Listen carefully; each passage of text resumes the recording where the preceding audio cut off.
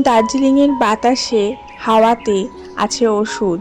এখানে যদি তুমি নিঃশ্বাস নাও, এই খোলা হাওয়ায় যদি ঘুরে বেড়াও, তোমার ভেতরের অনেক রোগ কিন্তু এমনিই ঠিক হয়ে যাবে। তার জন্য সবাই চেষ্টা করে একবার করে হাওয়া বদল করতে দার্জিলিংয়ে ঘুরে আসতে। Hello everyone, welcome back to the channel. আজকে আমরা এসেছি দার্জিলিং ঘুরতে। চারিদিকে চা বাগান, মেঘ উড়ে যাচ্ছে, ঝর্ণা বয়ে যাচ্ছে, আর তার মাঝখানে আমরা।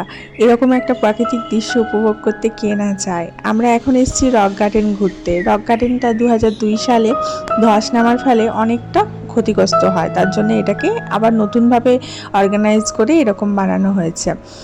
এখানে টিকিট কেটে ওপরে ওঠা যাচ্ছে, তো ওপরে আর আমরা কষ্ট করে উঠবো না বলে বাইরে থেকেই দেখে নিলাম। দেন এখানে মোমো অর্ডার করেছিলাম। মোমোগুলো মোটামুটি ছিল, খুব একটা ভালো ছিল না। রক গার্ডেনের পাশেই মোমো, পরোটা, চা, কফি এই সমস্ত বিক্রি হচ্ছে। তো আমরা সকাল থেকে যেহেতু কিছু খেয়ে আসিনি, তার জন্য রক গার্ডেনটা দেখে এখানেই মোমো খেয়ে ব্রেকফাস্টটা করে নিলাম। আর এখানে টয়লেটও গেলাম, টয়লেট 5 টাকা করে নিচ্ছে। আর এখান থেকে এরপরে আমরা যাব নেক্সট ডেস্টিনেশনে। আর এই যে দেখতে পাচ্ছ রক গার্ডেনের যে ঝর্ণাটা, এটা কিন্তু আগে আরও সুন্দর ছিল যখন ন্যাচারাল ঝর্ণা ছিল, কিন্তু ওই যে ধস নামার ফলে ক্ষতিগ্রস্ত হয়। আর এর আগে যখন ন্যাচারাল ঝর্ণা ছিল তখন আমি এসছিলাম, দেখেছি, তার জন্যই বলছি যে আগেরটা আরও সুন্দর ছিল। এখন এটা এরকম হয়ে গেছে, কিন্তু তবুও মানুষের আনাগোনার শেষ নেই এবং দেখারও খামতি নেই। এরপরে আমরা একটা টি গার্ডেনে চলে আসি। এটা হচ্ছে দার্জিলিংয়ে প্রচুর টি গার্ডেন আছে, এটার ঠিক নাম আমি জানি না। এখানে এসে একটু রিল বানাই, একটু ঘোরাঘুরি করি, ফটো তুলি, এবং টি বাগানে এত সুন্দর লাগছিল কি বলবো।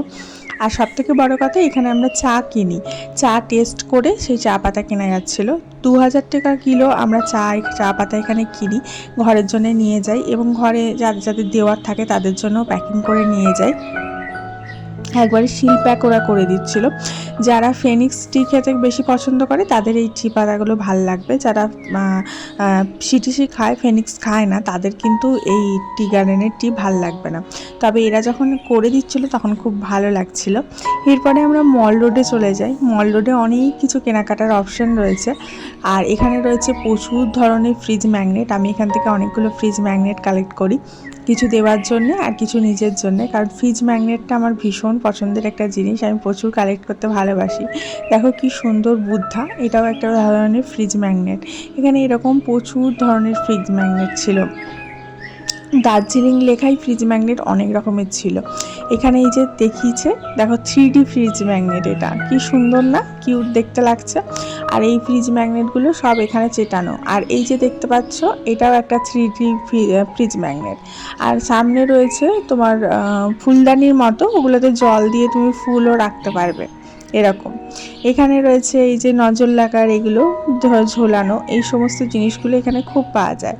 তো এটা হচ্ছে মল রোডের জায়গা। এখানে আমরা কিছু কেনাকাটা করলাম, কিছু সোয়েটার কিনলাম। সোয়েটারগুলো খুব সস্তায় পাওয়া যাচ্ছে, 250 টাকা 300 টাকায় তুমি ভালো ভালো সোয়েটার পাবে। আর আমার মেয়ের কানে যেটা দেখছো, ওটাও আমরা এখান থেকে কিনলাম। এটা হচ্ছে জাস্ট ওইটা টিপলেই কানটা উঠছে ওপর দিকে, ওর তো বেশ মজা লেগেছে, তো ওটা কিনলাম। তবে আমরা যেহেতু ওই সকালের দিকে এসেছিলাম 11টা ওরকম নাগাদ, তো সব মল রোডগুলো খুব একটা খোলেনি, তবে মোটামুটি খুলেছিল। এটা হচ্ছে মল রোডের মেইন জায়গা, যেখানে সবাই বসে থাকে এবং দার্জিলিংয়ের হাওয়াটা উপভোগ করে। বলে দার্জিলিংয়ের হাওয়াতে নাকি ওষুধ আছে। দিন আমরা একটা অ্যান্টিক শপে গেছিলাম, সেখান থেকে একটা অ্যান্টিক ঘড়ি কিনলাম। অ্যান্ড এবার আমরা এখান দিয়ে আবার হেঁটে চলছি। হাঁটতে হাঁটতে হাঁপিয়ে যাচ্ছি প্রায়, কারণ খুব চড়াই উতরাই রোড। আমরা অনেক দিন আগে দার্জিলিং এসেছিলাম, তখন অনেকটা ছোট ছিলাম। এখন এসছি, এখন একটু মনে হচ্ছে যেন আলাদা আলাদা দেখছি দার্জিলিংকে, কারণ অনেক সময় হয় অনেক বছর আসার পর অনেক কিছু চেঞ্জ হয়ে যায়। তো এখানে চা বাগান দেখছিলাম, মোমো খেতে গিয়ে দাঁড়াতে, তো দেখছি যে চা বাগানে চা তুলছে, বেশ ভালো লাগছিল দেখতে। ক্যামেরায় খুব একটা ভালো ক্যাপচার হয়নি, খালি চোখে বেশ ভালো লাগছিল দেখতে। দেন আমরা আমাদের হোমস্টেতে ফিরে যাই, যেখানে আমরা ব্যাম্বু কটেজে ছিলাম, দার্জিলিংয়ের খুব কাছেই, এবং সেখানে লাঞ্চ করলাম। আর এখানে লাঞ্চে না পাহাড়ি খাবারের মিক্সচার, মানে এরা যে খাবারগুলো বানিয়ে দিচ্ছিল সেগুলো খানিকটা পাহাড়ি খাবারের মতো। এখানে দেখো ডাল ছিল, ডিমের কষা ছিল, এটা এক ধরনের উচ্ছে ভাজা করে দিয়েছে, আলু ভাজা করে দিয়েছে, সে একটু খটমটিয়া টাইপের, আর স্যালাড দিয়েছে, পাঁপড় দিয়েছে, একটু শাকের মতো দিয়েছে, ভেন্ডি ভাজা দিয়েছে। এই সমস্ত কিছু। আজকে আলু ভাজাটা দিয়েছে, আগের দিন উচ্ছে ভাজাটা দিয়েছিল। তো এখানে আমরা 2 দিন ছিলাম। এটা হচ্ছে পাশে রঙ্গিত নদী বয়ে যাচ্ছে আর পুরো নদীর পাড়েই এই কটেজটা। হ্যাঁ, আর এই কটেজটাতে আমরা 2 দিন ছিলাম। পুরো ব্যাম্বু দিয়ে বানানো কটেজটা, এত ভালো লাগছিল বিশ্বাস করো। পাশে নদী বয়ে যাচ্ছে, চারিদিকে বড় বড় শাল গাছ, পাখির আওয়াজ, বড় বড় গাছের পাতার ফাঁক দিয়ে সূর্যের আলোটা ঢুকছে। আর যে ব্যাম্বু কটেজটায় আমরা রয়েছি, ওই কটেজটা পুরোটা না লাক্সারিয়াস কটেজ একদম, এত সুন্দর সাজানো গোছানো। আমাদের তো 2 দিন ভীষণ ভালো কাটলো। আর দার্জিলিং এখান থেকে খুব কাছে, তার জন্য আমরা সকালে উঠে ব্রেকফাস্ট করে, ব্রেকফাস্টটা করিনি, আমরা বেরিয়ে গেছিলাম দার্জিলিং ঘুরে ব্রেকফাস্ট করে এখানে চলে এলাম।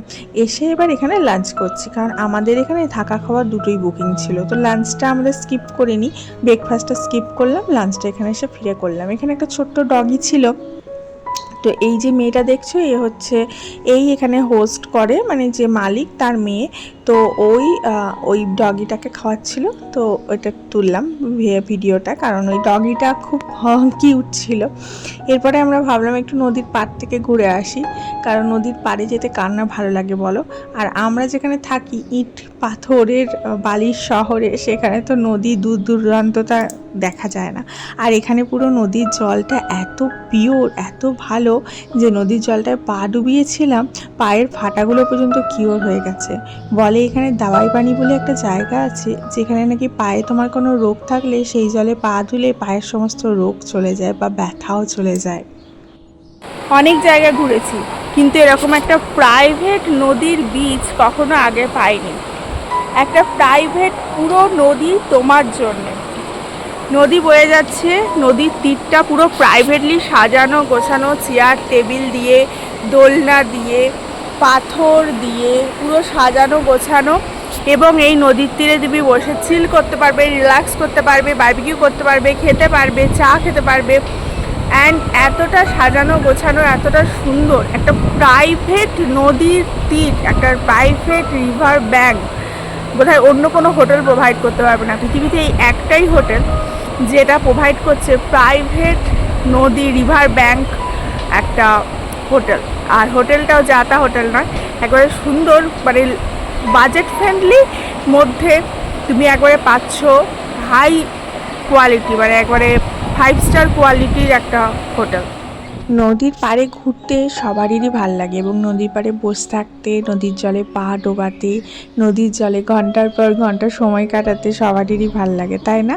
তো এই নদীর জলে বসে বসে অনেকক্ষণ আমরা সময় কাটালাম, আমি, আমার মেয়ে, আমার হাজব্যান্ড। এবং এটা পুরো প্রাইভেট ব্যাংক, এখানে অন্য কেউ নেই। আর তার জন্য এখানে বসে থাকতে বা রিল বানাতে বা ফটো তুলতে কোনো অসুবিধা নেই। আর যে দেখতে পাচ্ছ জলটা বয়ে আসছে, এটা পুরো ঝর্ণার জল। ভালো লাগলে কিন্তু লাইক, শেয়ার, সাবস্ক্রাইব অবশ্যই করো। Love you.